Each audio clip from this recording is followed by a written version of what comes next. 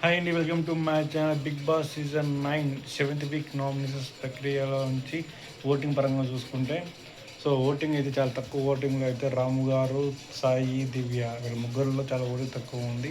హౌస్లో నుంచి ఈ వీక్ డ్యామ్ షూర్గా దివ్య లేకుంటే తర్వాత రాము గారు, సాయి గారు. రాము సేవ్ అవుతారు మ్యాక్సిమం, ఎందుకంటే ఓటింగ్ పడతాయట ఇట్లా మేనేజ్ చేసుకున్నా. అండ్ మనం కూడా ఆపర్చునిటీ ఏమైనా ఉంటే సేవ్ చేయడం ఉంటే ఒకవేళ రామ్ సేవ్ చేస్తారు కదా, మళ్ళీ ఏమైనా. సో ఇప్పుడు ఇద్దరులో అయితే ఏడుపే అవకాశాలు ఉన్నాయి.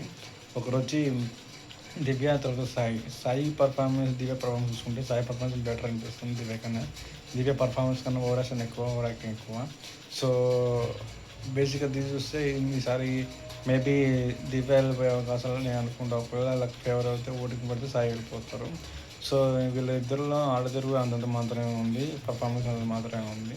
సో దీన్ని జరిగిన టాస్క్ పర్ఫార్మెన్స్లో అయితే దివ్య దో మనీని ఇత ఇతరుల టీం నుంచి మనీ దొంగతనం చేయడం, తర్వాత ఆట తీరు కూడా సరిగా లేదు. సో ఏదో పర్ఫార్మెన్స్ ఆట తీరితే గెలిచాలి, కానీ దొంగతనం చేసుకుంటే గెలిస్తే అదేం ఆట తీరు ఉంటుందో చూసే వాళ్ళు కూడా ఇంట్రెస్ట్ ఉండదు కదా. సో ఓవరాల్గా చూసుకుంటే దివ్య వచ్చే గేమ్ కూడా సరిగా ఆడట్లేదు, ఓవర్ యాక్టింగ్ ఎక్కువైపోయింది. బన్నీ గారు వెళ్ళిన నుంచి ఇప్పుడు వాళ్ళిద్దరు ఒకటే. అదే చెప్పేది, ఇద్దరు ఆడల మధ్య మొగుడు దూకూడదు అంటే ఇది కారణము. సో అక్కడ బన్నీ గారు అటుపక్క ఇటుపక్క ఇద్దరు, బర్నీ అన్నప్పుడు ఇద్దరు పడకుండా ఉండేది. ఇప్పుడు బర్నీ గారు వెళ్ళిపోయిన తర్వాత ఇద్దరు ఒక్కరు అయ్యారు.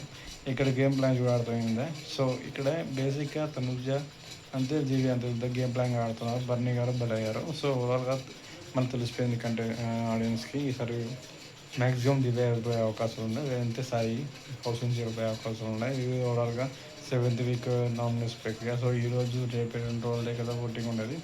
సో తర్వాత నామినేషన్ ప్రక్రియ సండే జరుగుతుంది. ఇది ఒకసారికి నా ఒక వీడియో రివ్యూ. సో నా వీడియో లైక్ చేయండి. Thank you for watching my video.